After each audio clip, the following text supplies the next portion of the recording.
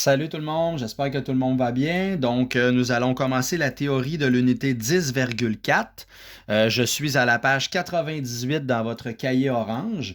Et là, je fais référence à mon cours 7, partie 1. Alors, cours 7, partie 1, page 98 et les suivantes. Donc, théorie de l'unité 10,4. Alors, on te dit ceci. On te dit que dans le chapitre 9.1, nous avons étudié les expressions et le nombre de termes qu'il y a dans une expression algébrique. Les termes étant toujours séparés par des plus et par des moins. Alors, c'est toujours des plus et des moins qui séparent les termes. Détermine le nombre de termes qu'il y a dans chacune des expressions algébriques suivantes. Alors, c'est un petit rappel. Ici, on a un seul terme parce qu'il y a un seul morceau dans mon expression algébrique. Ici, j'ai un paquet, deux paquets, trois paquets et il n'y a aucun terme semblable. Alors, j'ai donc trois termes, dans cette expression algébrique-là. Ici, on fait attention, j'ai mon 3x qui est semblable à mon plus 11x. Alors, on doit toujours simplifier, réduire avant de conclure sur le nombre de termes. Alors, ma réponse me donne 14x moins 9z. Et comme ma réponse possède deux termes, même mon expression initiale, on va dire qu'il y a deux termes. Alors ici, là, la réponse, combien y a-t-il de termes? Il y a deux termes parce que je dois réduire lorsque c'est possible. Maintenant, on va donner des mots de vocabulaire à chacune des expressions algébriques. Une expression algébrique à un terme, à deux termes, à trois termes, ça possède des noms particuliers. Alors, on va les étudier ensemble et ça va être important à partir de maintenant de les retenir. Donc, on te dit, lorsque nous avons une expression algébrique à un seul terme, pensez à une famille monoparentale. Monoparentale veut dire un seul parent. Alors, un seul terme, ça va être un monôme. M-O-N-O, chapeau, M-E. Alors, un monôme, c'est une expression algébrique, un polynôme ayant un seul terme. Deux termes, pensez à une personne qui fait de la bicyclette. Bicyclette veut dire que c'est un petit vélo à deux roues. Après ça, une personne qui est bilingue. Quelqu'un qui est bilingue, ça veut dire qu'il parle deux langues. Alors, lorsqu'on va parler de deux termes, on va appeler ça un binôme. Alors, une expression algébrique à deux termes, c'est un binôme. Après ça, quand tu vas au McDo, tu te commandes un trio. Qu'est-ce que tu as dans ton trio? C'est le breuvage, le frite et la sandwich. Alors, tu as trois choses. Maintenant, pensez aussi quand vous êtes jeune, quand vous faites de la bicyclette, vous faites du tricycle. Alors, du tricycle, c'est un vélo à trois roues. Alors, quand on va parler d'une expression algébrique à trois termes, on va utiliser le même préfixe. Alors, ça va être un trinôme. Pensez à tricycle. Donc, monoparental, on pense à un seul parent, donc monôme, un seul terme. Bicycle, alors deux roues, alors c'est un binôme. Puis un trio au McDo ou bien un tricycle, on parle de tri, c'est un préfixe qui veut dire trois. Alors, un trinôme, ça va être une expression algébrique à trois termes. Puis plus de trois termes, on va simplement utiliser polynôme.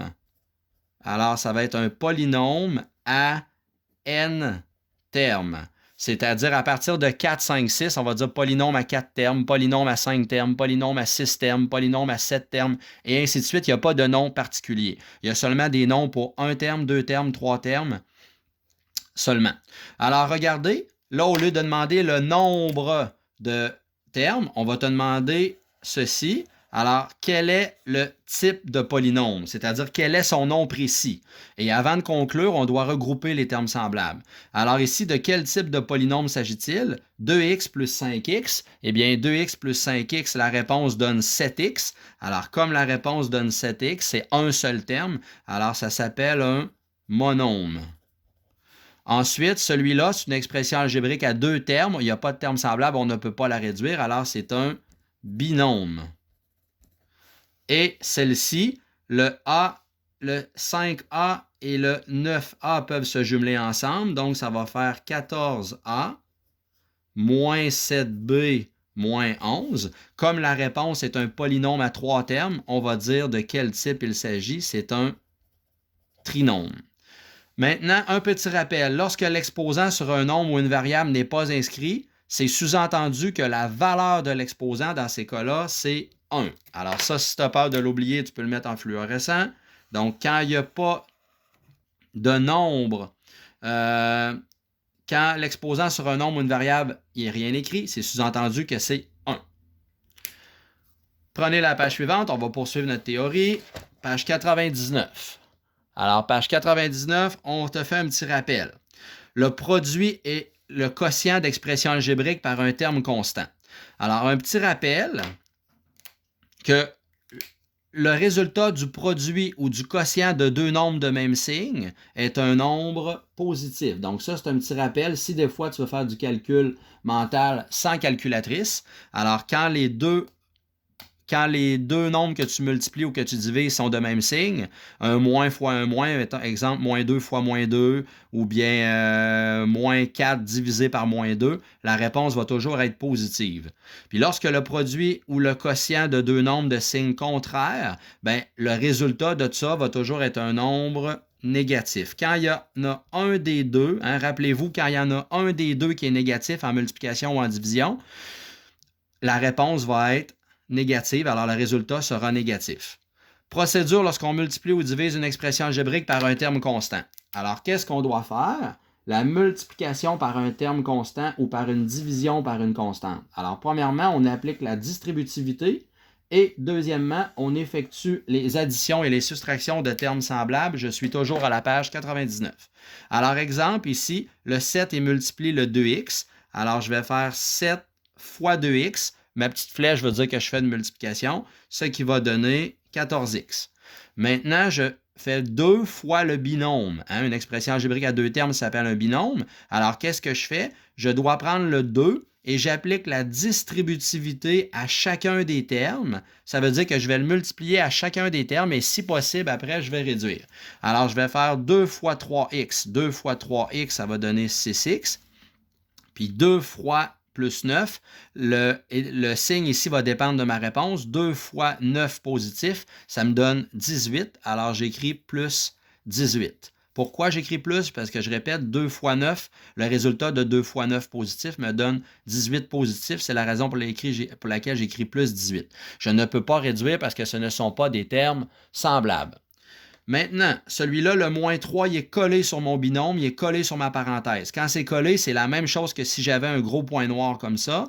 Alors, je vais faire la distributivité. Je vais faire moins 3 fois 5, puis moins 3 fois moins 1. Alors, moins 3 fois 5, ça va me donner moins 15x. Puis, moins 3 fois moins 1, pour savoir quelle opération j'écris ici, ça dépend de mon résultat. Moins 3 fois moins 1, tu peux le pitonner adéquatement, ça va faire 3 positif. Alors, ça fait donc plus 3. Je répète que le signe ici dépend de ma réponse de ma deuxième multiplication. Moins 3 fois moins 1, comme ça donne 3 positif, j'écris plus 3. Même chose ici, alors on a compris un peu le principe. Le 8, il multiplie le binôme en entier. Alors, je vais faire la distributivité. Je vais faire 8 fois 7, ce qui donne 56x. Puis 8 fois 8, ce qui donne 64y. Alors, la réponse va être 56x plus 64y. Je ne peux pas les jumeler ensemble parce que ce ne sont pas des termes semblables. Même chose maintenant pour la division par une constante.